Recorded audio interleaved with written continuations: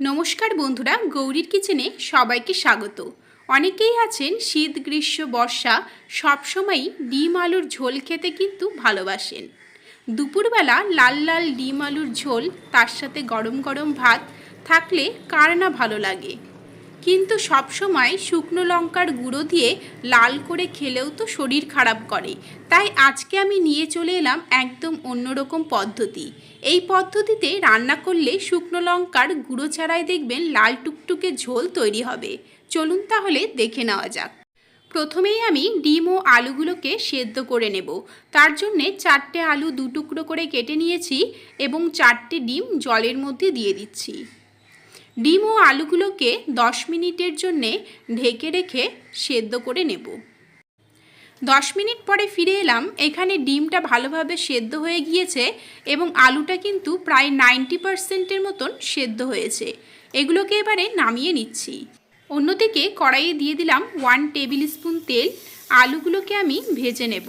তার জন্য আলুগুলোকে দেখুন সামান্য পরিমাণে নুন ও হলুদ দিয়ে মেখে রেখেছিলাম। আলুগুলোর একদিকে কিছুটা ভাজা হয়ে যাবে, তারপরেই আমরা আরেক দিক উল্টে দুপাশেই হালকা ব্রাউন কালার করে ভেজে নেব। 3 মিনিট পরে ফিরে এলাম। আলুগুলো দেখুন হালকা হালকা ভাজা হয়ে গিয়েছে। এবারে নামিয়ে নিয়ে একই তেলের মধ্যে ডিমগুলো ভেজে নেব।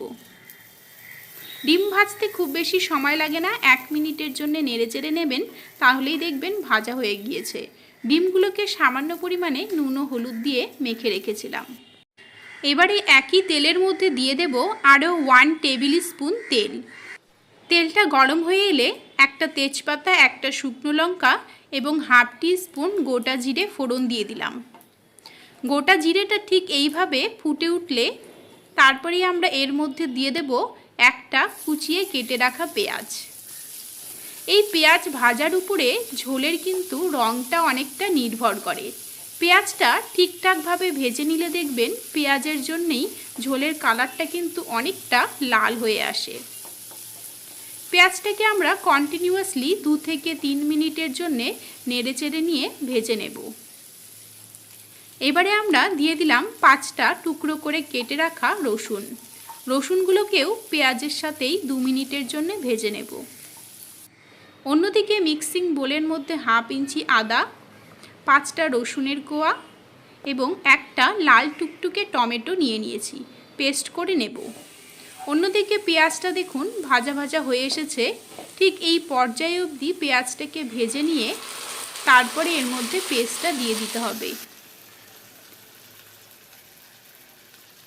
এর মধ্যে দিয়ে দেব 1 টিস্পুন নুন, হাফ টি স্পুন হলুদ গুঁড়ো, হাফ টি স্পুন ধনে গুঁড়ো, হাফ টি স্পুন জিরে গুঁড়ো।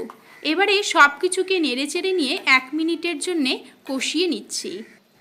এই সময় কিন্তু গ্যাসের ফ্লেমটা অবশ্যই মিডিয়ামে রাখবেন। একটু নেড়েচেড়ে নিয়ে দিয়ে দিলাম হাফ টি স্পুন গরম মশলা গুঁড়ো। ঠিক এই সময়ে গরম মশলা গুঁড়োটা দিয়ে দিলে দেখবেন মশলার মধ্যে ভালোভাবে মিশে যায় এবং টেস্টটা কিন্তু খুব ভালো আসে। গ্রেভি থেকে দেখুন তেল বাইরে বেরোতে শুরু করে দিয়েছে।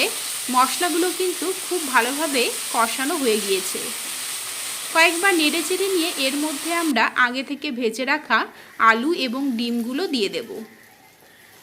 আলু ডিমের সাথেই মশলাগুলোকে 2 থেকে 3 মিনিটের জন্য কষিয়ে নেব, যাতে ডিম ও আলুর ভিতরে মশলার ফ্লেভারটা খুব ভালোভাবে ঢুকে যায়।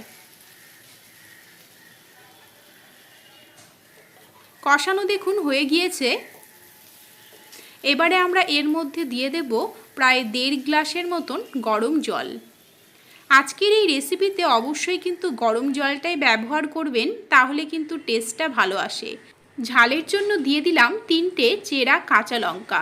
এখানে ঝালটা আপনারা যেরকম পছন্দ করবেন সেই অনুযায়ী কম বেশি কিন্তু করতে পারেন।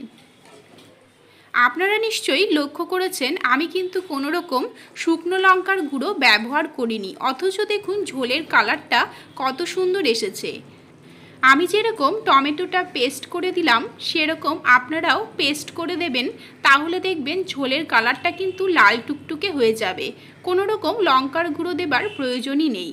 তাহলে আজকের এই পাতলা পাতলা ডিম আলুর ঝোল গরম গরম ভাত বা রুটির সাথে খাবার জন্য একদম তৈরি। আমি দেখুন গরম গরম ভাতের সাথে কিন্তু পরিবেশন করছি।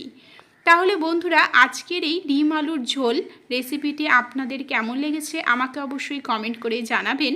ভালো লাগলে আমার চ্যানেলটিকে সাবস্ক্রাইব করে নেবেন, লাইক ও শেয়ার করবেন।